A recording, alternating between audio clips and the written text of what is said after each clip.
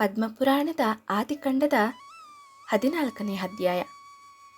ನಾರದನು ಹೇಳಿದನು, ಗಂಗೆ, ಯಮುನೆ, ನರ್ಮದೆ ಈ ಮೂರರಲ್ಲಿ ನರ್ಮದೆಯೇ ಬಹು ಪುಣ್ಯಕರವಾದುದು.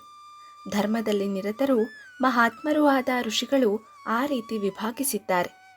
ಎಲೆ ಪಾಂಡುಪುತ್ರನಾದ ಧರ್ಮಾತ್ಮಜನೇ, ಒಂದು ಯಜ್ಞೋಪವಿತ್ರ ಪ್ರಮಾಣವನ್ನು ಅನುಸರಿಸಿ ನರ್ಮದಾ ನದಿಯನ್ನು ಪುಣ್ಯಕ್ಷೇತ್ರಗಳಾಗಿ ವಿಭಾಗಿಸುವರು. ಯಾವ ಭಾಗದಲ್ಲಿ ಸ್ನಾನ ಮಾಡಿದರೂ ಮಾನವನು ಸರ್ವ ಪಾಪಗಳನ್ನು ನೀಗುವನು. ಎಲೆ ಪಾಂಡುನಂದನನೇ, 3 ಲೋಕಗಳಲ್ಲಿಯೂ ಪ್ರಸಿದ್ಧವಾದ ಜಾಲೇಶ್ವರ ತೀರ್ಥದ ಉತ್ಪತ್ತಿಯನ್ನು ಹೇಳುವೆನು ಕೇಳು. ಪೂರ್ವದಲ್ಲಿ ಮುನಿಗಳು, ಇಂದ್ರನೊಡಗೂಡಿದ ದೇವತೆಗಳು, ದೇವದೇವನು ಮಹಾಮಹಿಮಶಾಲಿಯೂ ಆದ ಮಹೇಶ್ವರನನ್ನು ಸ್ತೋತ್ರ ಮಾಡತೊಡಗಿದರು. ಸ್ತೋತ್ರ ಮಾಡುತ್ತಾ ಮಹೇಶ್ವರನ ಬಳಿಗೆ ಬಂದು, ಭಯದಿಂದ ದಿಕ್ಕು ತೋರದ ನಮ್ಮನ್ನು ಕಾಪಾಡು ಎಂಬುದಾಗಿ ಬೇಡಿಕೊಂಡರು. ಈಶ್ವರನು ಹೇಳಿದನು, ಎಲೆ ಮುನಿಶ್ರೇಷ್ಠರೇ, ಏಕೆ ಬಂದಿರಿ? ನಿಮ್ಮ ದುಃಖವೇನು? ಯಾರಿಂದ ಭಯಗೊಂಡು ಹೀಗೆ ಸಂತಾಪ ಪಡುತ್ತಿರುವಿರಿ? ನಿಮ್ಮ ಕಷ್ಟವನ್ನು ಬೇಗ ಹೇಳಿ. ಹೀಗೆಂಬುದಾಗಿ ಹೇಳಿದ ಮಹೇಶ್ವರನ ಮಾತನ್ನು ಕೇಳಿ ಅನೇಕ ವ್ರತಾಚಾರಗಳಿಂದ ಶುದ್ಧರಾದ ಆ ಋಷಿಗಳು ಹೀಗೆ ಹೇಳಿದರು. ತ್ರಿಪುರವೆಂಬ ಪಟ್ಟಣದಲ್ಲಿ ಬಾಣನೆಂಬ ಪ್ರಸಿದ್ಧನಾದ ದಾನವನು ಬಲದಿಂದ ಕೊಬ್ಬಿ ಸರ್ವರಿಗೂ ಭಯಂಕರನಾಗಿರುವನು. ಎಲೆ ವಿರೂಪಾಕ್ಷನೇ, ಆ ತ್ರಿಪುರವು ಅವನ ತೇಜಸ್ಸಿನ ಬಲದಿಂದ ಅಂತರಿಕ್ಷದಲ್ಲೇ ಇದ್ದುಕೊಂಡು ಸಂಚರಿಸುತ್ತಿರುವುದು. ಅವನಿಂದ ಭೀತರಾದ ನಾವು ನೀನೇ ಗತಿ ಎಂದು ನಿನ್ನನ್ನು ಬಂದು ಸೇರಿರುವೆವು. ಈ ಮಹಾ ಸಂಕಟದಿಂದ ನಮ್ಮನ್ನು ಪಾರುಗೊಳಿಸು. ನಮಗೆ ಮತ್ತೊಬ್ಬರೂ ಗತಿಯಿಲ್ಲ. ನಮ್ಮೆಲ್ಲರನ್ನೂ ದಯಮಾಡಿ ಅನುಗ್ರಹಿಸು. ದುಃಖವು ತೊಲಗಿ ಸರ್ವ ದೇವತೆಗಳು ಸುಖವಾಗಿರುವಂತೆ ಮಾಡುವ ಭಾರವು ನಿನ್ನದಾಗಿರುವುದು. ಎಲೆ ಜಗತ್ಪ್ರಭುವೇ, ನೀನೇ ನಮ್ಮೆಲ್ಲರಿಗೂ ಗತಿಯಾಗಿರುವೆ. ಮಹಾದೇವನು ಹೇಳಿದನು, ಎಲೆ ಮುನಿಗಳೇ, ಸ್ವಲ್ಪ ಕಾಲದಲ್ಲಿ ನಿಮಗೆ ಸಂತೋಷವಾಗುವ ಕಾರ್ಯವನ್ನು ಕೈಗೊಳ್ಳುವೆನು. ದುಃಖ ಪಡಬೇಡಿರಿ. ಹೀಗೆಂದು ಅವರೆಲ್ಲರನ್ನೂ ಸಮಾಧಾನಗೊಳಿಸಿ ನರ್ಮದಾ ತೀರವನ್ನು ಸೇರಿ ಆ ಬಾಣಾಸುರನ ಸಂಹಾರ ಮಾರ್ಗವನ್ನು ಯೋಚಿಸಿದನು. ಆ ತ್ರಿಪುರ ಸಂಹಾರವು ಹೇಗಾಗಬೇಕೆಂಬುದಾಗಿ ಯೋಚಿಸುತ್ತಾ ನಾರದನನ್ನು ಸ್ಮರಿಸಿದನು. ಸ್ಮರಣೆ ಮಾಡಿದೊಡನೆಯೇ ನಾರದನು ಮಹೇಶ್ವರನ ಸಮೀಪಕ್ಕೆ ಬಂದು ಸೇರಿದನು. ನಾರದನು ಹೇಳಿದನು, ಎಲೆ ಮಹಾದೇವನೇ, ನನ್ನನ್ನು ಏಕೆ ಸ್ಮರಿಸಿದೆ? ನಾನು ಏನನ್ನು ಮಾಡಬೇಕು? ಸ್ವಾಮಿಯೇ ಹೇಳು. ಈಶ್ವರನು ಹೇಳಿದನು, ಎಲೆ ನಾರದನೇ, ದಾನವೇಂದ್ರನಾದ ಬಾಣನ ತ್ರಿಪುರವೆಂಬ ಪಟ್ಟಣವನ್ನು ಹೊಂದಿ ನಾನು ಹೇಳುವ ಆ ಕಾರ್ಯವನ್ನು ಶೀಘ್ರವಾಗಿ ಮಾಡು. ಆ ನಗರದಲ್ಲಿರುವ ಪುರುಷರು ದೇವತೆಗಳಿಗೆ ಸಮಾನವಾಗಿರುವರು. ಸ್ತ್ರೀಯರಾದರೂ ಅಪ್ಸರ ಸ್ತ್ರೀಯರಿಗೆ ಸದೃಶರಾಗಿರುವರು. ಅವರ ತೇಜಸ್ಸಿನಿಂದ ಆ ಪಟ್ಟಣವು ಅಂತರಿಕ್ಷದಲ್ಲಿ ತಿರುಗುತ್ತಿರುವುದು. ಎಲೆ ಬ್ರಾಹ್ಮಣ ಶ್ರೇಷ್ಠನಾದ ನಾರದನೇ, ಅಲ್ಲಿಗೆ ಹೋಗಿ ಅತಿ ನಿಗೂಢವಾದ ಮಾತೊಂದನ್ನು ಹೇಳಿ ನಂಬಿಸು.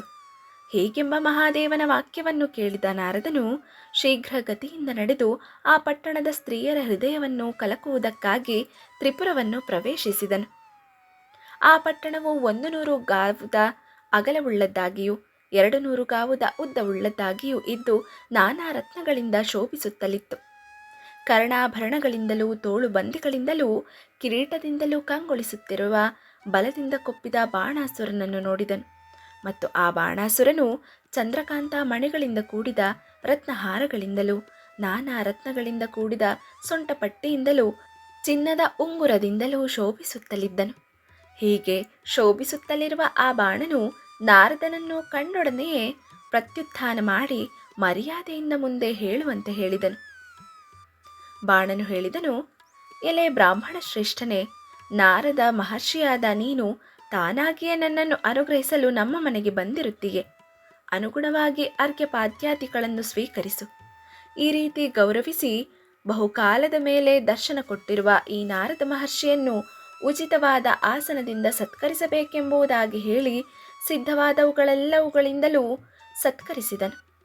ಹೀಗೆ ಸತ್ಕರಿಸುವಿಕೆಯಲ್ಲಿ ಭಾಗವನ್ನು ಹೊಂದಿದ ಅವನ ಪತ್ನಿಯಾದ ಅನೌಪಮ್ಯಳು ಹೇಳಿದಳು, ಎಲೆ ತ್ರಿಕಾಲಜ್ಞಾನನಾದ ನಾರದ ಮಹರ್ಷಿಯೇ, ಮನುಷ್ಯಲೋಕದಲ್ಲಿ ಯಾವ ಯಾವ ವ್ರತ, ನಿಯಮ, ದಾನ, ತಪಸ್ಸುಗಳಿಂದ ದೇವತೆಗಳು ತೃಪ್ತಿಗೊಳ್ಳುವರು ಎಂಬುದನ್ನು ದಯಮಾಡಿ ನನಗೆ ಹೇಳು ಎಂದಳು.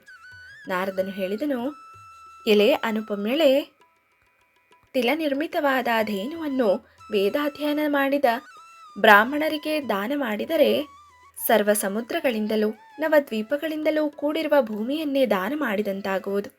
ಇಂತಹ ದಾನ ಮಾಡಿದ ಮನುಷ್ಯನು ಕೋಟಿ ಸೂರ್ಯರಿಗೆ ಸಮಾನಗಳಾದ ಸಮಸ್ತ ಪದಾರ್ಥಗಳಿಂದಲೂ ತುಂಬಿರುವ ವಿಮಾನಗಳನ್ನು ಹೊಂದಿ ಬೇಕಾದ ಇಷ್ಟಾರ್ಥಗಳನ್ನು ಹೊಂದುತ್ತಾ ಪ್ರಭುವಾಗಿ ಬಾಳುವನು. ಅಮಟೆ, ಬೇಲ, ಬಾಳೆ, ಕದಂಬ, ಸಂಪಿಗೆ, ಅಶೋಕ ಇವುಗಳ ವನಗಳು ಪುಣ್ಯತಮವಾದವುಗಳು. ಶುಕ್ಲ ಕೃಷ್ಣ ಪಕ್ಷಗಳಲ್ಲಿ ಬರುವ ಅಷ್ಟಮಿ, ಚತುರ್ಥಿ, ದ್ವಾದಶಿ, ವಿಷುವ ಸಂಕ್ರಾಂತಿ, ತಿಥಿಚ್ಛಿದ್ರ ಇವುಗಳು ಪುಣ್ಯಕರಗಳು. ಇವುಗಳಲ್ಲಿ ಉಪವಾಸ ಮಾಡುವ ಸ್ತ್ರೀಯರಿಗೆ ಖಂಡಿತವಾಗಿಯೂ ಸ್ವರ್ಗವಾಸವು ಸಿಗುವುದು. ಉಪವಾಸ ಪ್ರಿಯರಾದ ಸ್ತ್ರೀಯರು, ಋಷಿಗಳು ಕಲಿದೋಷದಿಂದ ನಿರ್ಮುಕ್ತರಾಗಿ ಸರ್ವ ಪಾಪಗಳನ್ನು ಕಳೆದು ಮೋಕ್ಷ ಹೊಂದುವರು. ಎಲೆ ಅನುಪಮ್ಯಳೆ, ಇದನ್ನೆಲ್ಲ ಕೇಳಿದ ನೀನು ನಿನ್ನಿಷ್ಟದಂತೆ ನಡೆಯಬಹುದೆಂದು ಹೇಳಿದ ನಾರದನ ಉಕ್ತಿಯನ್ನು ಕೇಳಿ ರಾಜಮಹಿಷಿಯು ಹೀಗೆ ಹೇಳಿದಳು. ಸುವರ್ಣ, ಮಣಿ, ರತ್ನಗಳನ್ನು ನಿನ್ನಿಷ್ಟದಂತೆ ಕೊಡುವೆನು. ನನ್ನಲ್ಲಿ ಪ್ರಸಾದವನ್ನು ತೋರಿಸಿ ತೆಗೆದುಕೊಳ್ಳಬೇಕು. ಹರಿಶಂಕರರು ಪ್ರೀತರಾಗಲೆಂದು ಉತ್ತಮವಾದ ಯಾವ ವಸ್ತುವನ್ನು ಬೇಕಾದರೂ ಕೊಡುವೆನು. ದಯಮಾಡಿ ತೆಗೆದುಕೊಳ್ಳಬೇಕು. ನಾರದನು ಹೇಳಿದನು, ಎಲೆ ಭದ್ರೆಯೇ, ಜೀವಿಕೆ ಇಲ್ಲದೆ ಬಡವನಾಗಿರುವ ಬ್ರಾಹ್ಮಣನನ್ನು ನೋಡಿ ಅವನಿಗೆ ದಾನ ಮಾಡು. ನಾವು ಶೀಲ ಸಂಪನ್ನರಾಗಿ ಪ್ರತಿ ಗ್ರಹವನ್ನು ಬಿಟ್ಟವರು. ಆದರೆ ಆಯಾಯ ವಸ್ತುಗಳ ಮಹಾತ್ಮೆಯನ್ನು ತಿಳಿಸಿ ಜನರಿಗೆ ಆದರವನ್ನು ಮಾತ್ರ ಉಂಟು ಮಾಡುವೆವು. ಹೀಗೆ ಉಪದೇಶ ಮಾಡಿ ಅವರ ಮನಸ್ಸನ್ನೆಲ್ಲ ಬೇರೆ ಕಡೆಗೆ ಎಳೆದು ನಾರದನು ತನ್ನ ಸ್ಥಳಕ್ಕೆ ಹಿಂದಿರುಗಿದನು. ಹೀಗೆ ನಾರದನ ಉಪದೇಶವನ್ನು ಕೇಳಿದ ಸ್ತ್ರೀಯರ ಮನಸ್ಸಿನ ಸ್ಥೈರ್ಯವು ನಷ್ಟವಾಗಿ ಮನಸ್ಸು ತಿರುಗಲಾರಂಭಿಸಿತು. ಹೀಗೆ ಮಹಾತ್ಮನಾದ ಬಾಣನ ಪಟ್ಟದಲ್ಲಿ ದೋಷ ಉಂಟಾಯಿತು. ಇಲ್ಲಿಗೆ ಆದಿಕಂಡದ 14ನೇ ಅಧ್ಯಾಯವು ಮುಗಿಯಿತು.